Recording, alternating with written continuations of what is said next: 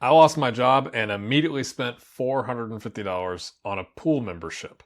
The financial perfectionist inside of me was screaming, but I want to talk to you about why it was the smartest money decision I made all year and one question that changed how I think about every expense.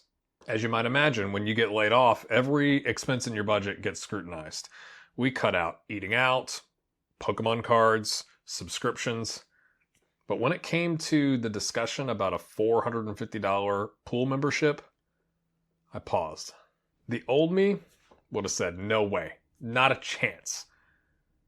But burnout had stolen years from me and my wife and my kids. And this time I did the math differently. Now, to understand why this was so important to me, you really need to understand where I was at mentally. I had been working 55 plus hours a week for years. I had 8 a.m. meetings, 8 p.m. meetings on the same day. I was working through lunch.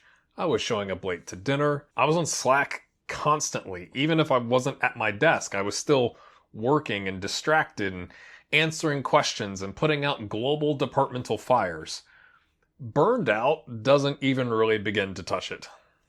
I'd become the dad who provided a lot of things financially, but missed not everything, but a lot of things emotionally. I didn't have any energy on the weekends. I needed those 48 hours to rest and recover and bring my tension levels down so I could go again on Monday. So when my layoff forced a pause, I had a choice to make. Now, $450 sounds expensive, and it is. But here's how I thought about it. When I was growing up, I lived at my parents' neighborhood pool. I'd ride my bike up there, play sharks and minnows, and jump off the diving board 1,000 times. And you didn't go home. Nobody went home until the landline phone, remember those, would ring and someone would go grab it and say, "Hey, Kevin, your mom's saying you gotta go home." It was some of the best memories of my childhood. And I thought, my kids deserve that too.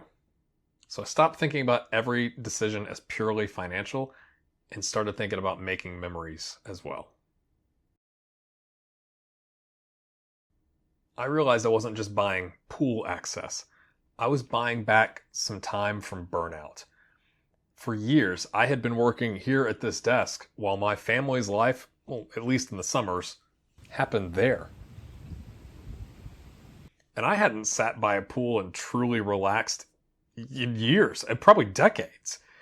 And I thought, there are worse ways to spend a summer than sitting by a pool, relaxing, watching my kids be kids, laughing, and actually relaxing myself, reading a book, or doing nothing for the first time in 19 years. So this year, I realized my opportunity was fleeting. The opportunity to still be dad when my kids still want to hang out with me and they want somebody and need them to take them to the pool because they can't drive. To watch them laugh, to watch them be kids, and "Dad, watch me go off the high dive." That opportunity was not going to be forever. So I told you at the beginning, there was a question. Here's what I asked myself. Are you living a life for an optimized spreadsheet or for a life you actually want to live? Every financial decision we take is a life decision. You can have the perfect budget, the perfect spreadsheet that maximizes how long your savings are going to last, and have a miserable summer and a miserable year. I didn't choose this layoff, but I chose what to do with it. These summers are finite, and sometimes the best decision you can make isn't the optimal one for your portfolio. It's for your peace of mind. What luxury have you kept in your life that was really an investment in your well-being?